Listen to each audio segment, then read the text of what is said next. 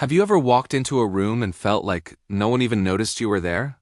Like your presence barely registered, no eye contact, no smiles, no warmth, as if you were fading into the background of everyone else's life? It's a quiet kind of pain. One that doesn't scream, but lingers. Some people live this way every single day, blending in so deeply that even their absence goes unnoticed. But why does this happen? Why do some people feel almost invisible? Not because they want to, but because the world seems to look right through them. That is exactly what today's video uncovers. The psychology of people who feel invisible, the hidden emotional patterns, the subtle behaviors, and the unspoken stories that make others overlook them. Have you ever felt like you could disappear and no one would even notice? You sit in a room full of people, conversations buzzing, laughter echoing, but somehow none of it feels meant for you. It's not that you're shy or even that you don't belong. It's that, no matter what you do, people's eyes just seem to slide past you. You smile, but it goes unnoticed. You speak, but your words vanish in the noise. And over time, that quiet invisibility starts whispering lies. Maybe you're not interesting enough? Maybe you're just not worth noticing. That's the cruel part of feeling invisible. It doesn't hurt all at once. It fades you slowly. You start shrinking your personality, avoiding attention, and pretending it doesn't bother you. But deep down, you wonder, when did I start fading from people's awareness? Psychologists call this social fading, when people unconsciously withdraw after repeated experiences of being ignored or overlooked. The brain begins to associate being seen with rejection or discomfort, so it starts protecting you by making you smaller, quieter, less noticeable. You convince yourself that peace means being alone, but it's not peace, it's protection. The tragedy is that the more you try not to get hurt, the more invisible you become. So if you've ever felt unseen, forgotten, or overlooked, it's not in your head. There's a psychological pattern behind it. And once you understand what's really happening, you'll see that invisibility isn't who you are. It's just a response to a world that stopped paying attention. You've probably noticed this before. Some people walk into a room and instantly everyone turns toward them. It's not about looks or confidence, it's an energy, a presence. But for others, it's the opposite. They could stand right there, inches away, and still feel unnoticed. It is not that people are cruel. It is that certain emotional signals make the brain quietly skip over them. Psychologists say our minds are wired to respond to emotional volume, subtle cues of warmth, openness, or self-assurance. And when someone carries invisible exhaustion, emotional withdrawal, or years of quiet rejection, that signal becomes faint, almost like static in the background of louder lives. People who feel invisible often radiate what researchers call social neutrality, an absence of cues that draw others in. They avoid eye contact not because they're unfriendly, but because they've learned that attention leads to discomfort. They speak softly not because they have nothing to say, but because they've been talked over too many times. Slowly, the world stops mirroring them.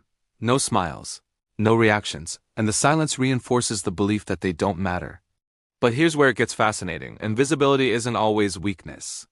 In fact, it often comes from hyper-awareness. People who feel invisible tend to observe everything, the tones, the pauses, the subtle shifts in behavior others miss. They become masters of reading the room, but prisoners of their own sensitivity. It's like they see the world in HD, but the world barely notices them in return. And that imbalance between deep awareness and low recognition is what keeps the feeling of invisibility alive. It's not just about being unseen by others. It's about being overexposed to emotion and underrecognized as a person. No one wakes up one morning and suddenly feels invisible. This feeling usually starts much earlier, long before adulthood, in the quiet corners of childhood where emotional needs were heard, but not truly listened to. Maybe they had parents who were always busy, distracted, or emotionally distant. Maybe every time they spoke, someone laughed it off, interrupted, or told them to stop overreacting. So they learned something powerful and painful, that being quiet was safer than being rejected. Psychologists call this the learned invisibility response. It's when a child's repeated emotional neglect rewires the brain to avoid attention, because attention once brought pain or embarrassment. Over time, this becomes second nature. They shrink in conversations, apologize too much, or fade into the background during group settings. The mind tells them, if no one sees me, no one can hurt me. But that survival mechanism, once protective, becomes a prison in adulthood. What's even more haunting is how the world responds to this invisible posture. People subconsciously mirror what they sense. So when someone carries the energy of, please don't notice me, others unconsciously comply. It's not malice, it's psychology. And this loop deepens with every ignored text, every conversation cut short, every time they walk into a room and no one looks up. The brain quietly whispers, see? You don't matter. But here's the twist most people never realize: feeling invisible isn't to proof of worthlessness. It's proof of deep emotional intelligence turned inward. People who feel unseen often notice subtleties others can't. They sense tension before words are spoken. They can read hurt behind a smile. The tragedy isn't that they invisible. It is that they were never taught how to be seen without fear. When someone feels invisible, it's not always just in their head. Sometimes it's in their habits. The human brain is constantly scanning for energy, confidence, and expression. But people who've been conditioned to shrink often do things that quietly tell others, I'm not here. It is not that they boring, it is that their body and voice learned how to disappear. They sit at the edge of the group instead of the center. They nod a lot but rarely interrupt. Their tone stays soft, even when they have something valuable to say.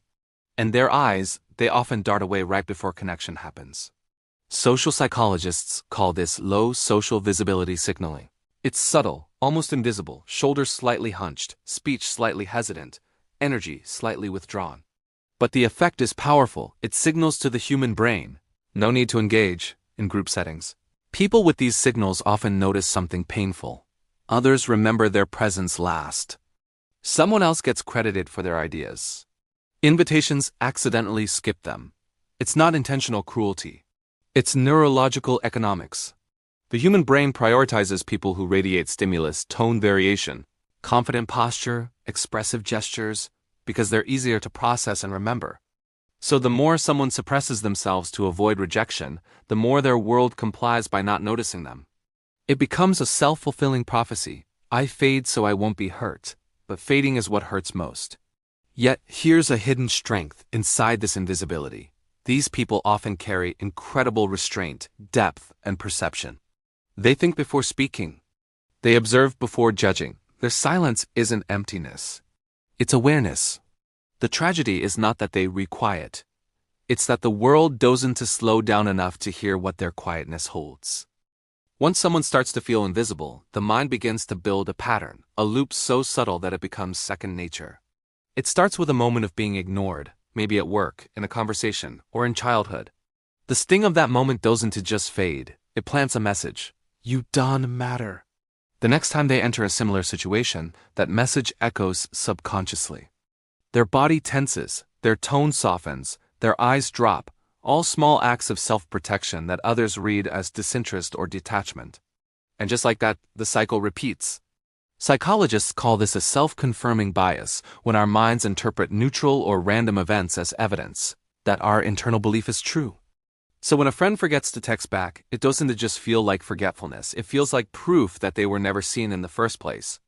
Over time, this belief shapes how they show up in the world. They stop sharing opinions, stop reaching out, stop expecting connection. And ironically, that quiet withdrawal convinces others that they prefer solitude. But here's the heartbreaking paradox. Deep down, they crave to be seen, to be recognized in the most human way possible. Yet, the fear of being rejected for who they are keeps them hidden. The brain starts to equate invisibility with safety. And so they stay behind emotional walls, longing for connection while fearing its cost. It's a loop of quiet exhaustion. Because even when someone smiles at them, compliments them, or finally notices their worth, they can't believe it's real. Their mind filters out evidence of being valued and clings to the moments they were ignored. It's not weakness, it's survival. The invisible build armor made of silence, and that silence keeps them unseen. But understanding this loop is the first step toward breaking it. Because once you realize invisibility isn't a curse, it is a learned defense. You can start to unlearn it, one small act of courage at a time. Feeling invisible can feel permanent, like a shadow that follows you everywhere.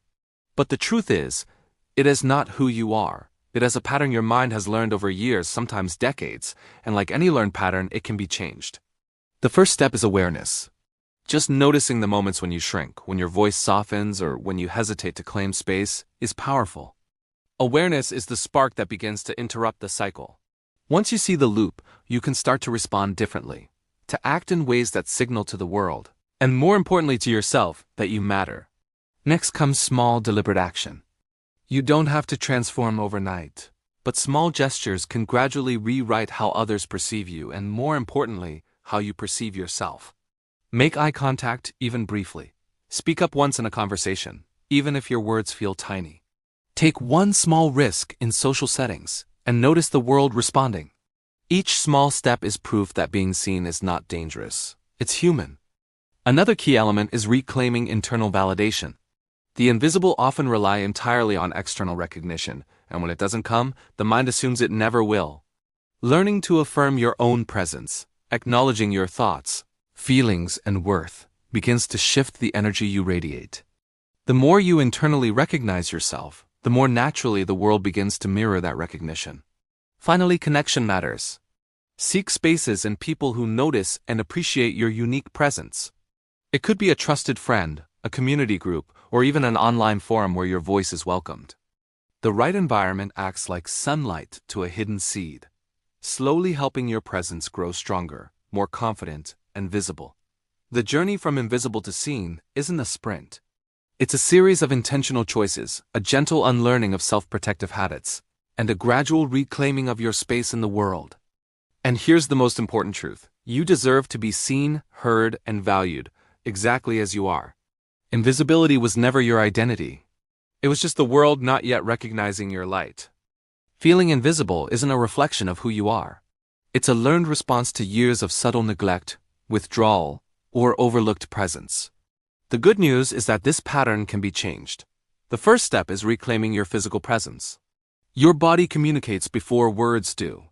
Standing tall, relaxing your shoulders, making gentle eye contact, or moving to the center of a group instead of the edges all send subtle signals that say, I am here, and I matter. These small adjustments retrain both your brain and the people around you to recognize your presence. Next comes practicing what we can call micro-visibility. You don't need to dominate a conversation or force yourself into attention. Start with small, intentional actions.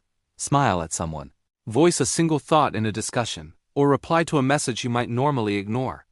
Each small gesture is a proof point to your brain that being seen is safe, and over time, these actions build confidence and gradually reshape your social interactions.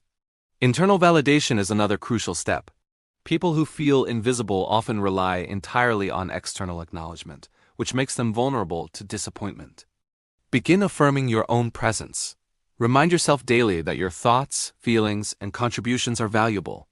This internal recognition strengthens your emotional core, and the energy you radiate naturally attracts the attention and respect of others. Equally important is seeking spaces and relationships that reinforce your visibility.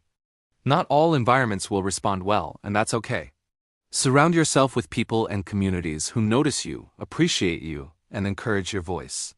Even a few supportive connections can act like sunlight to a hidden seed, nurturing confidence and helping your presence grow stronger. Finally, embrace patience and self-compassion. Breaking the cycle of invisibility is a gradual journey. Some days, old habits may resurface, and that is normal. Treat yourself kindly and acknowledge that every step forward, no matter how small, is progress. The journey from invisible to seen is about consistent, intentional choices that reclaim your space, energy, and voice in the world. You deserve to be seen. Feeling invisible can leave you believing the world doesn't notice you. But the truth is that invisibility is never your identity. It's a learned defense mechanism.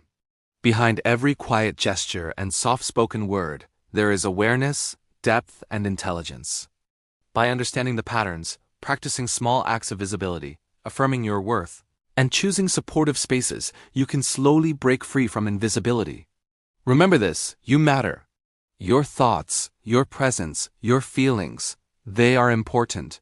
The journey to being truly seen is gradual, but every conscious step forward rewrites the story your mind has been telling for years.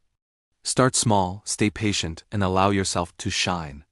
The world is ready to notice you. All it needs is for you to step forward.